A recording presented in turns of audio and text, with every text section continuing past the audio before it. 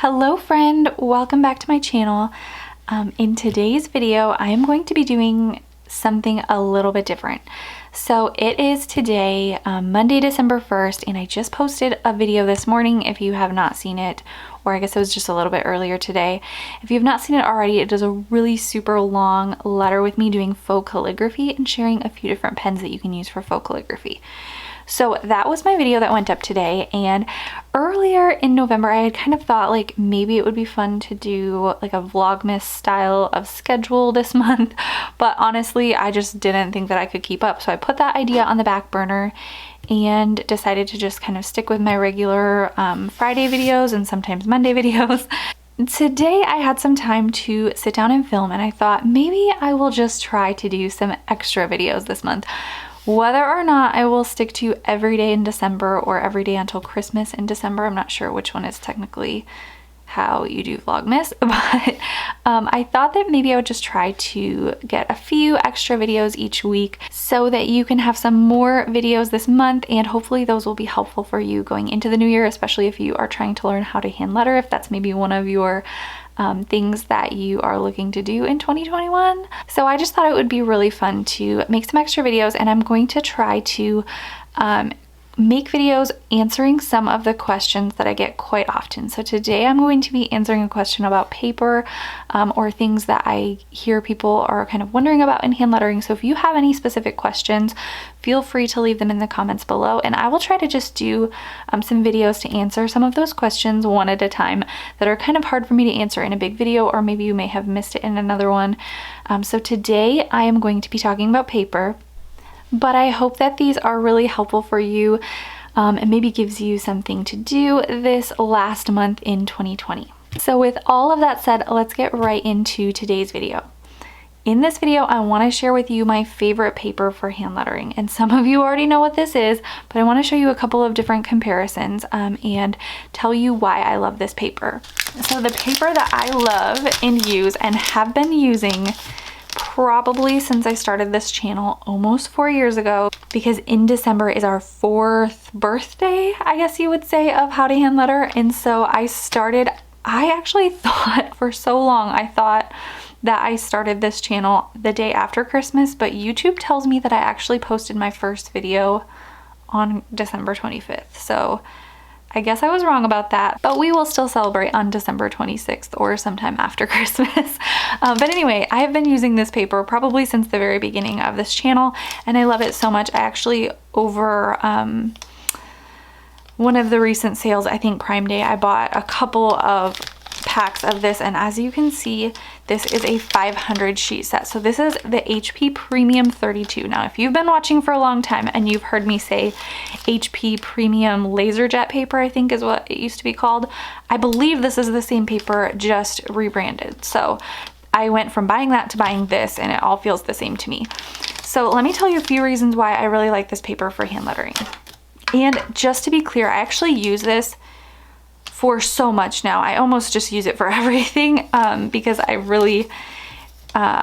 just really, once you start using this paper, it's so smooth, it's hard to go back to the like really cheap scratchy paper, even when I'm printing out stuff, unless it's something that's just going to get recycled soon after. But if it's something where I'm printing out to have things to keep for school or something like that, I still use this. So first, let me tell you a couple of reasons why I like this. It's a little bit thicker than your average paper, but it's not so thick that it's like a cardstock or a Bristol paper. So I still feel okay using it for hand lettering practice, or for printing out worksheets, or for printing out, you know, things, paper that I need to use for like school stuff or something. It's not like where I feel like I'm using a piece of cardstock every time I print out, but it is a little bit more heavy or thicker than your typical copy paper. It is also a bright white, so if you prefer like a warm kind of yellow tone, this is not it. In fact, here is a comparison to some watercolor paper that I used recently. It's not showing even quite as warm as it is. This is probably a little bit truer to color. And so this is a more bright white, maybe a little bit more of a cool tone if you prefer that.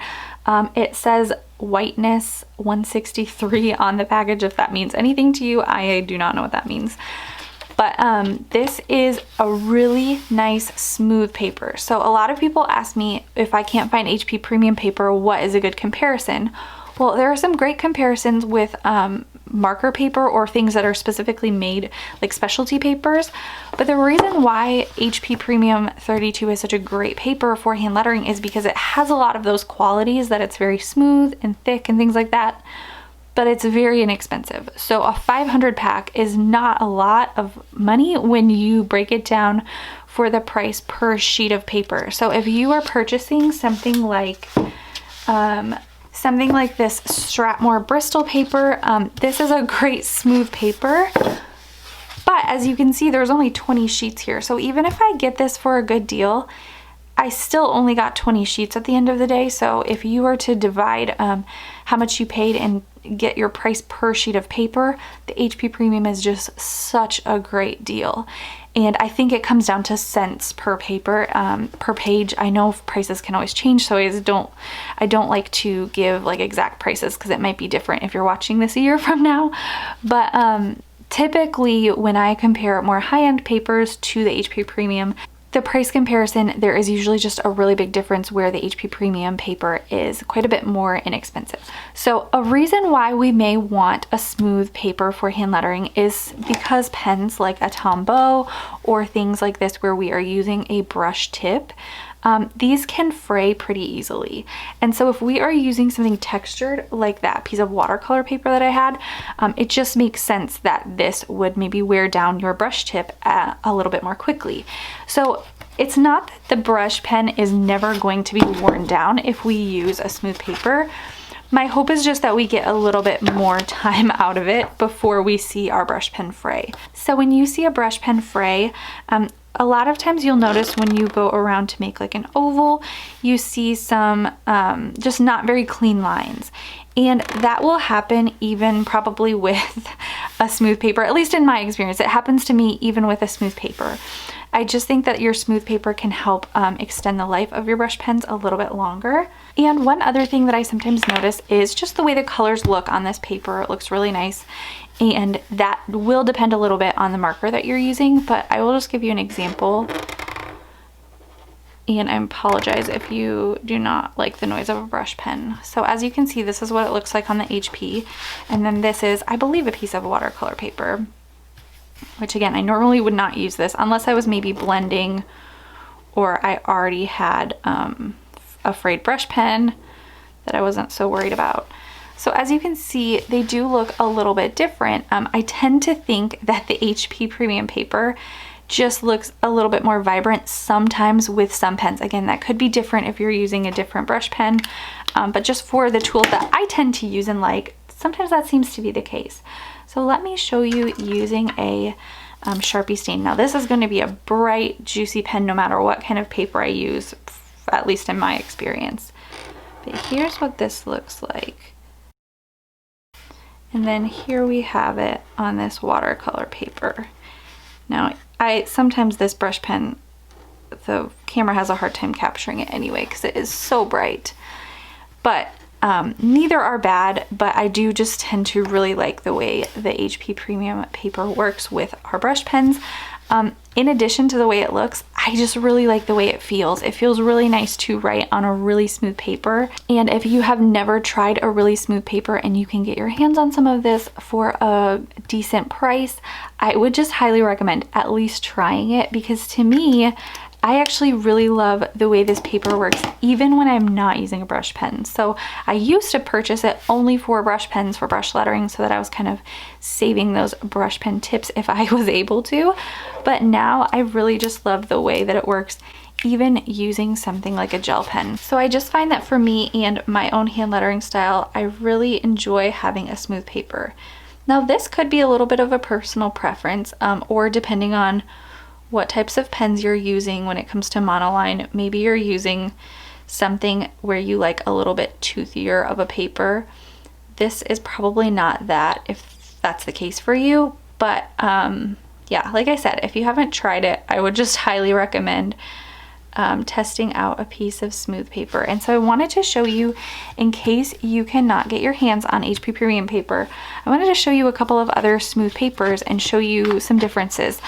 One that I showed you first is this Strathmore Bristol paper, and I'm not sure you'll see a lot of a difference, but this paper is just really thick. So I would probably use this paper if I was going to create something that I wanted to, excuse me, let me zoom out for you there. I would probably use this paper if I was going to create an art print that I wanted to hang up in my house, or if I was going to create a card that I was going to mail to somebody. I know it's probably hard to see, but you can kind of tell that this is a pretty thick paper. I believe this is also a paper that a lot of people really like for blending. So I can do another video on that. If you would like a video on blending, let me know. But that's kind of what I reserve these pages for, because like I said, they're not cheap. So another paper that I have is this Rhodia pad. And I will say that one of my recent favorites is my Rhodia dot grid journal. So I had one that I purchased a while back, and I loved how smooth the paper was. And so I purchased a second one so that I could use that for my swatches. And if you saw my most recent pen haul, you saw that journal. And so I will link that below if you are interested. But this is another piece of, or this is another notepad that has really nice smooth paper. I think mine is mostly used up, but let me go through here. So this is another great option. I really like this one. I have no complaints about it. So it says this is 21.3 pound, and there are 80 sheets of this. So again, no complaints about this paper. I love it. It's just price-wise, this one is great, and I don't feel a ton of differences unless you do not enjoy the thickness of the HP Premium 32. So the Rhodia, like I said, 21.3 pound paper, and it is a high-grade vellum paper. So really nice, really smooth, feels really great to hand letter on. Just not probably as budget friendly as the other one. Let me show you, actually that's the wrong pen.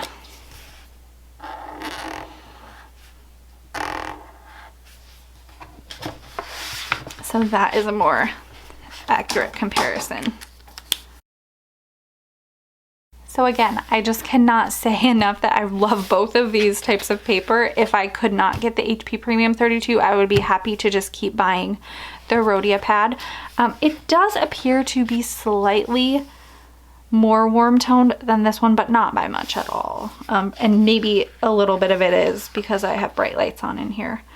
But you definitely can see a difference in the way that this Tombow dual brush pen writes. So I'm gonna zoom up here. So the Rhodia over here just looks a little bit different versus the one that I wrote on the HP Premium 32.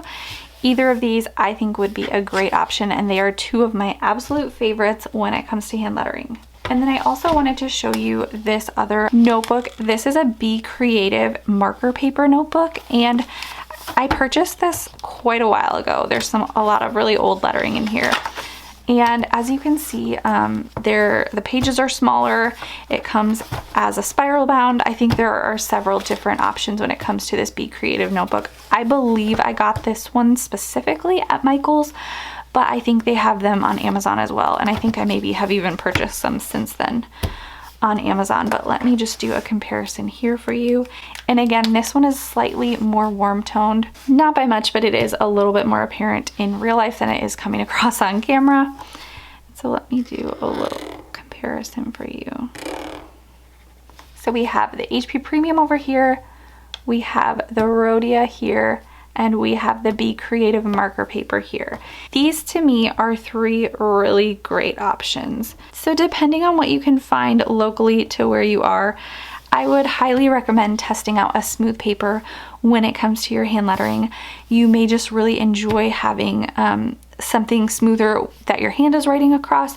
You may find that you prefer something more like this one that's a little bit more lightweight, or you might just want to go with something super budget friendly but still amazing, which I would consider to be the HP Premium 32 paper. So I hope this is helpful for you. I think paper is really important in hand lettering, and hand lettering with brush pens. I think sometimes for me personally, I actually care more about the type of paper I'm using than the actual pen that I'm using. That might not be accurate for everybody, but I just really appreciate a smooth paper, if you cannot tell already. So again, I hope this was helpful for you. If you have any questions, feel free to leave them in the comments below. I will hopefully be back very soon, maybe tomorrow, with another video, but I am not pre-recording these like super far ahead, so if you have questions, I will try to grab some questions for future videos through this month of December. If we want to call it Vlogmas, or maybe my attempt at Vlogmas would be more accurate of a description. But either way, I hope you are having a great day. If you have not already joined my free 7-day mini course, you can do so at howtohandletter.com/mini course. You can also find me over on Instagram at howtohandletter. Thank you so much for watching, and I will see you tomorrow. Bye.